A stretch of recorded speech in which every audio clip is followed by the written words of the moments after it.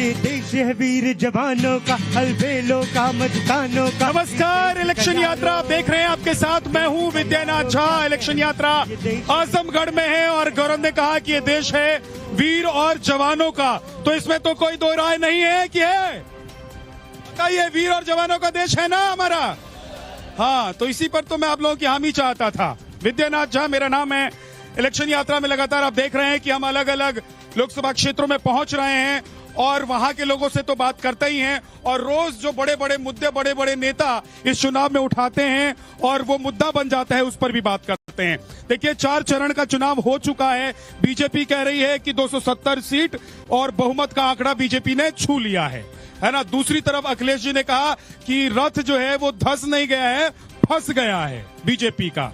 तो बीजेपी इस बार 140 भी पार नहीं कर पाएगी। 140 करोड़ की जो जनता है वो बीजेपी को 140 भी पार नहीं करने देगी। तो ये बयानबाजी है, लेकिन दूसरी तरफ आपको बता दें कि इंडिया गठबंधन, इंडी गठबंधन, जो भी आप कहें, वो गठबंधन अपने ही जाल में फंसता हुआ भी नजर आ रहा है, क्योंकि हाल ही में आपने देखा कि लगातार इस बात को लेकर बहस होती रही कि क्या पिछड़े और दलितों का जो आरक्षण है उसको मुसलमानों को दे दिया जाएगा या फिर मुसलमानों के लिए आरक्षण की व्यवस्था की जाएगी। इस पर खूब बहस हुई। आज इस पर भी बात करेंगे, क्योंकि हम आजमगढ़ में जहां पर खड़े हैं यहां पर MY समीकरण है और ये समाजवादी पार्टी का गढ़ रहा है। मुलायम सिंह यादव, अखिलेश यादव यहां से सांसद रहे हैं। हालांकि पिछली बार यहां से बीजेपी ने अपना कमल खिलाया था। इस बार भी 2019 की तरह ही, 2019 के बाद जो उपचुनाव हुआ था उसकी तरह ही दोनों ही नेता मैदान में हैं। एक तरफ निरहुआ है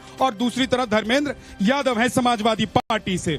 तो किसका किला बचेगा और किसके किले पर कौन कब्जा कर लेगा? क्या बीजेपी फिर से यहां वापस लौट कर आएगी? इस पर बात करेंगे। एक रिपोर्ट आपको दिखा देता हूं, उसके बाद जनता हमारे साथ है। जोरदार ताली बजा दीजिए। और मंच पर नेता हमारे साथ हैं, इनसे सवाल करेंगे और इनके दिल की बात जानेंगे एक रिपोर्ट के बाद।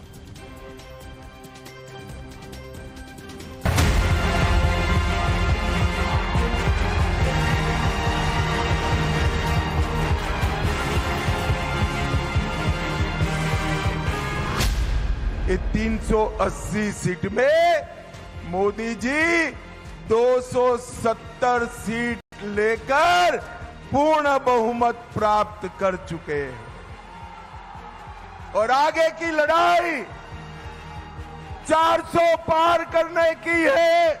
मैं शर्त लगाता हूं, अगर वो 400 पार 200 पार नहीं कर सकते। देश की जनता बदलाव चाहती है, वो बदलाव 4 जून को आने वाला है। इंडिया गठबंधन की सरकार बनेगी। इंडिया गठबंधन उत्तर प्रदेश में 79 सीटें जीत रहा है और क्यूटो में लड़ाई में है। लोकसभा चुनाव में अब तक 4 चरणों में 380 सीटों पर नेताओं की किस्मत ईवीएम में कैद हो चुकी है। अब आगे 3 चरणों का चुनाव बचा है, लेकिन चौथे चरण के बाद हर पार्टी अपनी जीत का दावा कर रही है। बीजेपी कह रही है कि 270 का आंकड़ा पार हो चुका है, अब 400 पार करना है, तो विपक्ष इंडी गठबंधन की सरकार बनने का दावा कर रहा है। 380 सीट में मोदी जी 270 सीट लेकर पूर्ण बहुमत प्राप्त कर चुके हैं और आगे की लड़ाई 400 पार करने की है। हम लड़ रहे हैं मजबूती के साथ, एक होके आगे बढ़ रहे हैं और ये 4 इलेक्शन के नतीजे देखने के बाद हमें ऐसा है, रिपोर्ट्स आए हैं कि गठबंधन आगे है और बीजेपी पीछे है। चौथे चरण का चुनाव खत्म हो गया है। भारतीय जनता पार्टी का झूठ जितना पहाड़ चढ़ना था, पहाड़ चढ़ चुका है। चोटी से अब उतरना शुरू हो गया है, अब लुढ़कना शुरू हो गया है। उनका काउंटडाउन के साथ साथ माउंटेन डाउन भी शुरू हो गया है। कांग्रेस और समाजवादी पार्टी दावा कर रही है कि वो दलितों, पिछड़ों और गरीबों के हक और आरक्षण के लिए लड़ रहे हैं। खास करके वीकर सेक्शंस, दलित, आदिवासी, पिछड़े और इन लोगों के जो हकूक है, रिजर्वेशन है, उस रिजर्वेशन की भी हिफाजत करने का हमारा फर्ज है, क्योंकि संविधान बचा तो ये सारे चीजें बच जाते हैं। लेकिन इसी गठबंधन से मुसलमानों को पूरा आरक्षण देने की बात भी सामने आती है। अब सवाल है, क्या SC, ST और OBC के आरक्षण का हक छीनकर इंडी गठबंधन मुसलमानों को दे देगी? अगर नहीं तो फिर मुसलमानों का वोट पाने के लिए मुस्लिम आरक्षण देने का नैरेटिव क्यों सेट किया जा रहा है? रिजर्वेशन तो मिलना चाहिए मुसलमानों को पूरा। और अगर मुसलमानों को आरक्षण दिया जाता है तो फिर संविधान और हक की बात करने वाला इंडी गठबंधन क्या दलितों, पिछड़ों और आदिवासियों का हक छीनेगा? देश में अनुसूचित जाति, जनजाति और पिछड़ी जाति को मिलने वाले आरक्षण के लोग विरोधी हैं। ये लगातार इस प्रकार का षड्यंत्र कर रहेंगे। इन सारे सवालों का जवाब जानेंगे आजमगढ़ की जनता से। नवभारत की इलेक्शन यात्रा पहुंच चुकी है आजमगढ़ में। बात आजमगढ़ की करें तो मुस्लिम और यादव बहुल इस सीट को समाजवादी पार्टी का गढ़ माना जाता है। 2014 में मुलायम सिंह यादव यहीं से सांसद बने थे। 2019 में अखिलेश ने यहां से जीत दर्ज की। हालांकि अखिलेश ने बाद में इस्तीफा दे दिया और उपचुनाव में बीजेपी के दिनेश लाल यादव यानी निरहुआ ने समाजवादी पार्टी के धर्मेंद्र यादव को हराकर कमल खिलाया। अब 2024 में फिर से दिनेश लाल यादव और धर्मेंद्र यादव आमने सामने हैं। बीएसपी ने मशहूद सबीहा अंसारी को मैदान में उतारा है। अब सवाल है, क्या बीजेपी आजमगढ़ में फिर से कमल खिलाएगी या फिर समाजवादी पार्टी अपने गढ़ को वापस पाने में कामयाब होगी? आजमगढ़ की जनता के दिल में क्या है? जनता का मन टटोलने सीधे चलते हैं इलेक्शन यात्रा में। तू है खिलौना, किस्मत का लिखा हुआ, होनी का होना रे। गंगा नहा ले, चाहे तिलक लगा ले, किस्मत का लिखा बहुत बहुत शुक्रिया गौरव। तो वो है खिलाड़ी और आप खिलौना मत बन जाइएगा। गौरव का गाना आपने सुना, ठीक है ना? किसी के हाथ का खिलौना जनता को नहीं बनना है, क्योंकि राजनीति में तो सब धुरंधर खिलाड़ी हैं। इसीलिए कोई कह रहा है कि आरक्षण दे देंगे, कोई कह रहा है आरक्षण ले लेंगे, कोई कह रहा है कि आरक्षण हम देने नहीं देंगे, कोई कह रहा है कि संविधान बचेगा तो आरक्षण बचेगा। लेकिन संविधान के खिलाफ ही जाकर संविधान को कैसे बचाएंगे? ये तमाम सवाल हैं। मेरे साथ जो मेहमान हैं जरा उनसे परिचय करवा देता हूं, उसके बाद सीधे आप लोगों के पास आऊंगा। हाथ उठा के रखिएगा, तैयार रखिएगा, अपने मन की बात कहिएगा, अपने सवाल नेताओं पर से पूछेगा जो मंच पर खड़े हैं। तो मंच पर कौन कौन है? ब्रजेश यादव जी हमारे साथ हैं बीजेपी से, बहुत बहुत स्वागत है। अशोक यादव जी हैं समाजवादी पार्टी से, और आशुतोष द्विवेदी जी हैं कांग्रेस से। आप तीनों ही नेताओं का बहुत बहुत स्वागत है। मैं आप लोगों के पास आऊंगा, लेकिन उससे पहले मैं एक बार जनता के पास जाता हूं, क्योंकि जनता ही जनार्दन है। जनता जो तय करेगी वही होगा। होगा कि नहीं होगा? होगा ना? तो क्या सोचा है इस बार आप लोगों ने? हम लोग ये सोचे हैं कि यहाँ से लोग जीत जाते हैं। हमेशा विपक्ष में आजमगढ़ की सीट गई है, हमेशा जाता है, लेकिन फूल तो खिला। हम लोग भाई यहाँ जातवाद ज्यादा है, अब बाहुल क्षेत्र है। हम लोग बाहुल क्षेत्र देखते हुए चाहते हैं कि आजमगढ़ का विकास हो, और आरक्षण की जो बात है, आरक्षण यहाँ जितने भी गौड़ और जितनी भी तमाम जातियां पिछड़ी अनुसूचित में है, सुविधा जो भी सरकार आई वो वादा की, लेकिन दी नहीं आता। तो इस बार भी क्या वादों का लॉलीपॉप दिखाया जा रहा है कि मुसलमानों को आरक्षण दे देंगे? क्या पिछड़ा और दलितों का आरक्षण बचा लेंगे? इस लॉलीपॉप को जनता समझ रही है कि नहीं समझ रही? जी समझ रही है सर। लेकिन जो भी है विकास भारतीय जनता पार्टी के जरिए विकास हुआ है। आजमगढ़ में भी खुद विकास का न्यू जो आजमगढ़ में विश्वविद्यालय डाला गया, मधुरी हवाई अड्डा, ये लोग विकास केवल करके गए समाजवादी पार्टी ने, लेकिन उसको पूरा नहीं किए। और आजमगढ़ की जनता बार बार जो है इनको जिताई है, और इस बार काफी बदलाव चाह रही है। क्या है आप लोगों के मन में? नेताजी तो नहीं है, सफेद कुर्ता पहन के आते हैं लोग, तो लगता है कि नेताजी आजकल घूम रहे हैं। ऐसी बात नहीं है। तो पहले तो मैं आपको धन्यवाद देता हूं कि मेरे तक माइक आई। और आज जो इंडी गठबंधन है वो पहले ये तो पता कर ले वो कितने सीटों से लड़ रहा है। वो खुद ही चिल्ला रहे हैं 400 पार, उनके नेता चिल्ला रहे हैं 400 पार।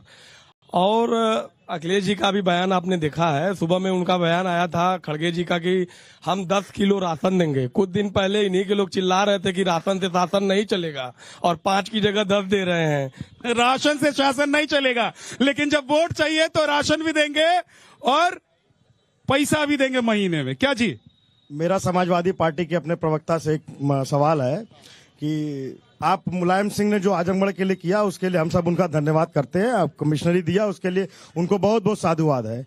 लेकिन उसके बाद जब यहाँ पे 2019 में अखिलेश यादव जी यहाँ से चुनाव जीते थे, 3.5 वर्ष वो आजमगढ़ के सांसद थे।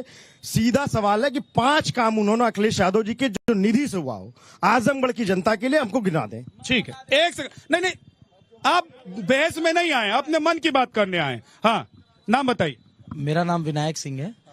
मैं अशोक यादव जी से पूछना चाहता हूं कि यहाँ पर समाजवादी पार्टी के 10 विधायक हैं, 10 विधायक अपने घर तक की नई सड़क बनवा पाए तो अपने जनता के लिए क्या कर पाएंगे? उनके घर तक की सड़क बनवाने का काम 1.5 साल में निरहुआ जी ने किया। अरे भाई, सब बीजेपी के ही सपोर्टर है कि कुछ बाकी वाले भी हैं? रुक जाइए, एक सेकंड रुकिए। हाँ, माइक छोड़ दीजिए। मैं भाजपा का ही हूं, लेकिन मैं भाजपा के प्रवक्ता से पूछना चाहता हूं, जो नेशनल एयरपोर्ट का विस्तारीकरण हो रहा है, जो 8 गांव जा रहा है, उन गांव के लोगों को यह कहां बसाने का प्रस्ताव रखे हैं? वो गांव के लोग कहां जाएंगे? और भारत की संस्कृति गांव से विकास करती है, शहर से नहीं करती। ठीक है, एक सेकंड और थोड़ा पीछे चले जाते हैं।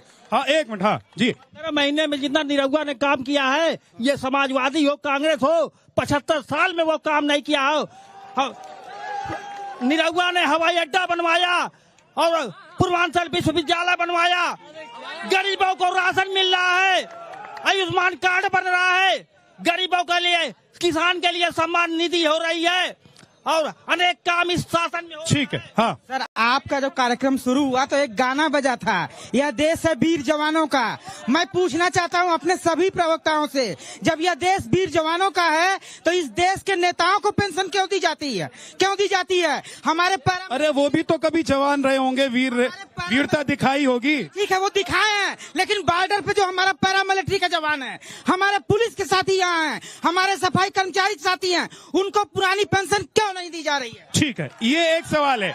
लेकिन अशोक यादव जी, सबसे पहला सवाल मेरा आपसे ये है कि आज संयुक्त प्रेस कॉन्फ्रेंस में हमने सुना कि संविधान को बचाना है और संविधान की बचाने की लड़ाई है 2024 का चुनाव।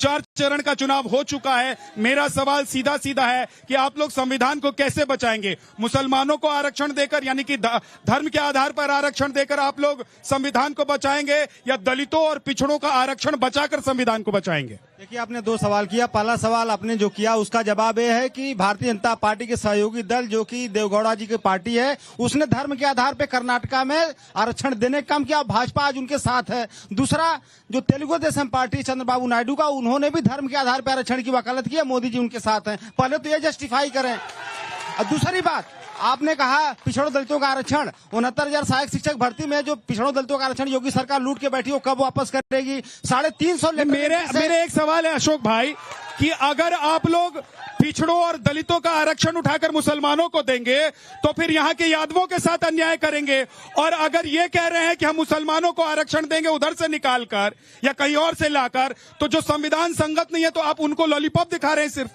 देखिए, सवाल सबसे बड़ा उठता है कि आज अगर 350 लेटरल एंट्री से आईएएस बनाए गए हैं तो पिछड़ों दलितों का हक इसमें लूटा गया कि नहीं लूटा गया है? 350 लोगों में कितने पिछड़े हैं, कितने दलित हैं, कितने अल्पसंख्यक हैं? 350 लोगों को बता दीजिए आप। और दूसरा चीज, आज बताइए योगी सरकार में 75 जिलों में कितने डीएम, कितने एसपी, कितने जो बाकी अधिकारी पिछड़े समाज से हैं, कितने दलित समाज से हैं? हर अधिकारी के नाम के आगे क्या लिखा हुआ है? आप लोग सभी लोग समझदार देखिए। नहीं तो हर अधिकारी के नाम के आगे क्या लिखा हुआ होना चाहिए? हर अधिकारी के नाम के आगे क्या लिखा हुआ होना चाहिए? और ये अधिकारी जो बने ये पिछले 10 साल में पढ़कर स्कूल से निकल कर आए हैं, कॉलेज से निकल कर आए हैं कि कांग्रेस और समाजवादी पार्टी के जमाने से निकल कर आए हैं पढ़कर? देखिए सपा सरकार में माननीय योगी जी ने विधानसभा में कहा कि 46 में से 56 एसडीएम एक जात विशेष के हो गए। अखिलेश यादव जी ने जब कहा कि वो लिस्ट दे दीजिए माननीय योगी जी लिस्ट नहीं दे पाए, क्योंकि भारतीय जनता पार्टी का एक ही नारा है, झूठ बोलो, झूठ बोलो, झूठ पे झूठ बोलो, झूठ बोलने का काम बहुत अच्छी तरह से हमारे भाई कर रहे हैं। और जो ये चाहते हैं वो अब होने वाला नहीं है। जिस तरह से इन लोगों ने सरकार चलाई थी, थानों में घुस के गुंडागर्दी की थी, वो गुंडागर्दी अब होने वाले नहीं है। गुंडों के टांग पंचर कर दिए जा रहे हैं इस सरकार में। और जहां तक आरक्षण की बात है, ये क्या चाहते हैं कि धर्म के आधार पे आरक्षण हो? आप बताइए, क्या आप चाहते हैं कि धर्म के आधार पे आरक्षण हो? जवाब दीजिए। भारत के संविधान में न जाति और धर्म के आधार पे आरक्षण नहीं दिया गया है, सामाजिक स्थिति के आधार पे आरक्षण दिया गया है। और अगर ये धर्म के आधार पे आरक्षण चाहते हैं तो आज पब्लिक के सामने बोलें।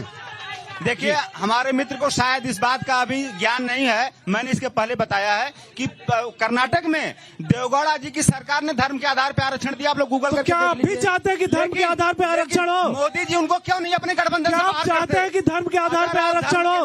क्या आप मुसलमानों को आरक्षण देना चाहते हैं धर्म के आधार पर? सुनिए ना, धर्म के आरक्षण के क्या धर्म के आधार पे मुसलमानों? देवेगौड़ा जी ने बुरा किया, देवेगौड़ा जी सत्ता से गए, हट गए। अभी आप लोग बताइए कि आप लोग क्या करना चाहते हैं? देखिए, हम लोग लगातार यही मांग कर रहे हैं। आप लोग धर्म के आधार पर आरक्षण देंगे कि नहीं देंगे? देखिए, ये सुनिए नहीं कीजिए।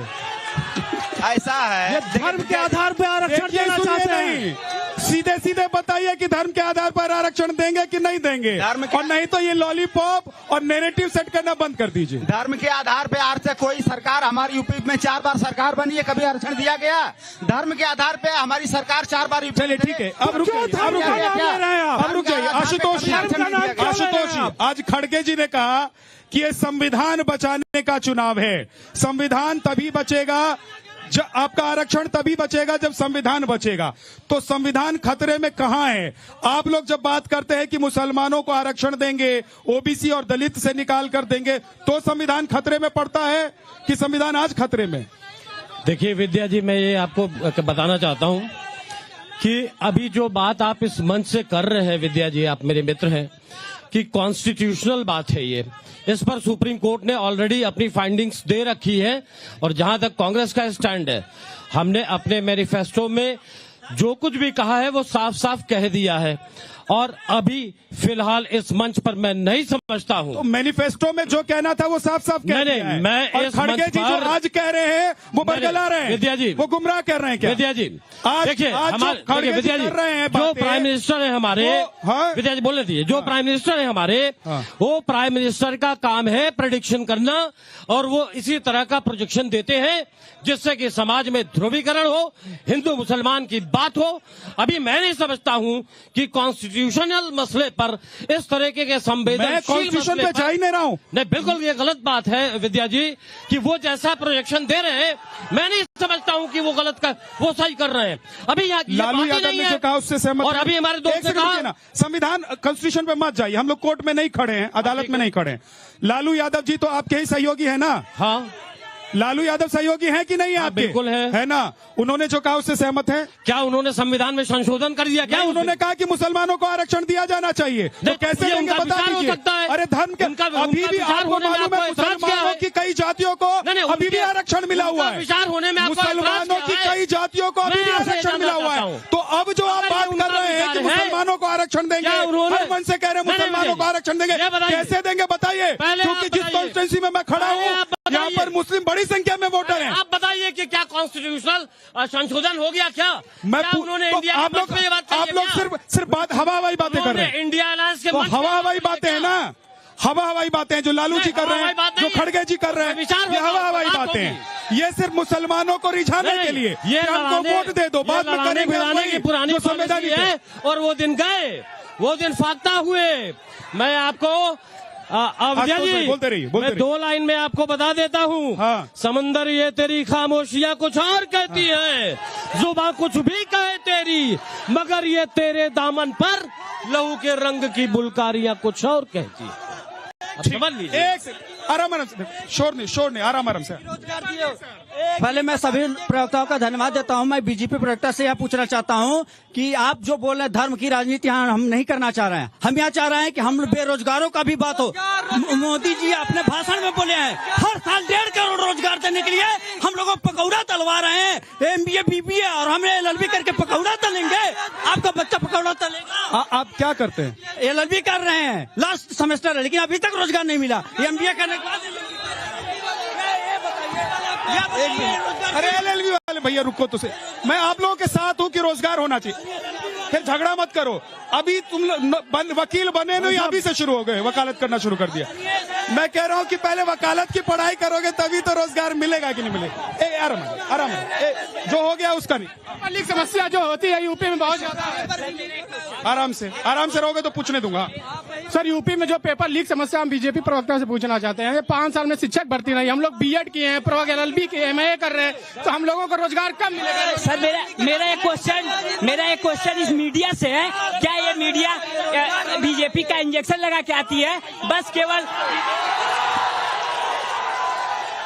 कुछ बोलना चाहती है? हाँ, मैं एक नारी शक्ति हूँ और मैं ये बताना चाहूंगी कि जब मुलायम सिंह जी के राज में मायावती जी सुरक्षित नहीं हो पाएंगी तो हम आम महिला कहाँ से सुरक्षित हो पाएंगे।